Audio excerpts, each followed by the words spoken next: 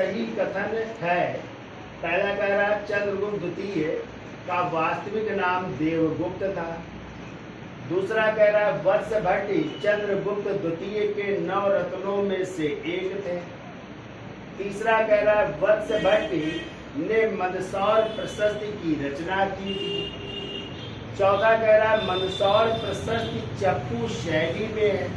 Answer कह रहा है क्या 1 3 सही है, बी कह रहा है 1 2 3 सही है, सी कह रहा है 1 3 4 सही और डी कह रहा है सभी सही। ठीक है, तो चलिए आप लोग कह रहे हो कोई ए आंसर, कोई बी कह रहे हो, कोई सी और कोई सभी भी बता रहे हो।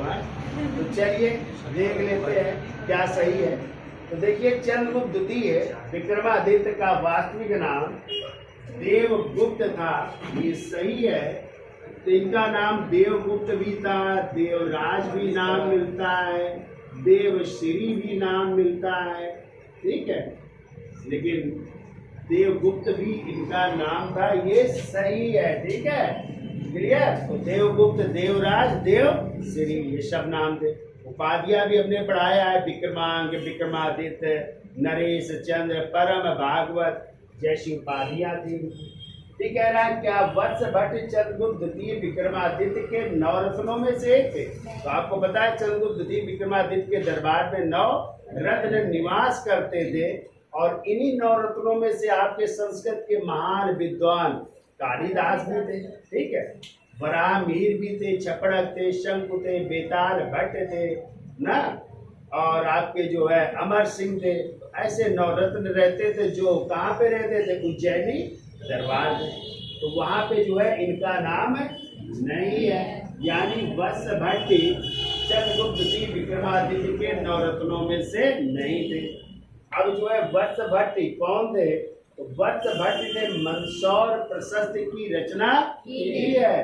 सही है कि वत्स भट्ट जिनका एक नाम वासुल भी मिलता है, इन्होंने मंगलौर प्रशस्ति की रचना की। और मंगलौर प्रशस्ति किसके समय की है, तो आप लोग पढ़ेंगे कुमार गुप्त प्रथम महेंद्रादित्य की है मंदसौर प्रशस्ति। ठीक है, और इसके रचयिता कौन से हैं, वत्स भट्ट या वासुल है। ठीक है, और ये जो है मंदसौर जो प्रशस्ति है ये लिखी गई है संस्कृत भाषा में। किस भाषा में है, संस्कृत भाषा में है।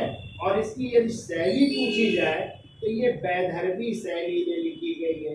किस शैली में, वैदर्भी शैली में लिखी गई है। ठीक है, और इसी मंदसौर प्रशस्ति से हमें लाट प्रदेश की जानकारी की। गुजरात के व्यापारी थे लाट प्रदेश के, जो कहाँ चले आए थे, मंदसौर चले आए थे। ठीक है, और ये श्रेणी किसकी थी, रेशम बुनकरों की श्रेणी थी। रेशम बुनकरों की जानकारी हमें किस प्रशस्ति से मिलती है, इसी मंदसौर प्रशस्ति से मिलती है। ठीक है, तो यानी तीसरा क्या है, सही है कि मंदसौर प्रशस्ति के रचनाकार कौन है, वत्स भट्ट। अब चौथा कह रहा है मंदसौर प्रशस्ति किस शैली में है, चंपू शैली में। तो हमने क्या बताई मंदसौर प्रशस्ति की शैली, ये वैदर्भी शैली में है, ना कि चंपू शैली में। तो आ जाए चंपू शैली में कौन सी प्रशस्ति है, तो वह प्रयाग प्रशस्ति, जिसके रचयिता है हरिसेन, जो ब्राह्मी प्रेस संस्कृत अर्थात चंपू शैली में गद्य और पद्य में भी की गई है। ठीक है, तो चौथा क्या हो जाएगा, गलत हो जाएगा। तो क्या सही है, पहला और तीसरा सही है। तो आंसर होगा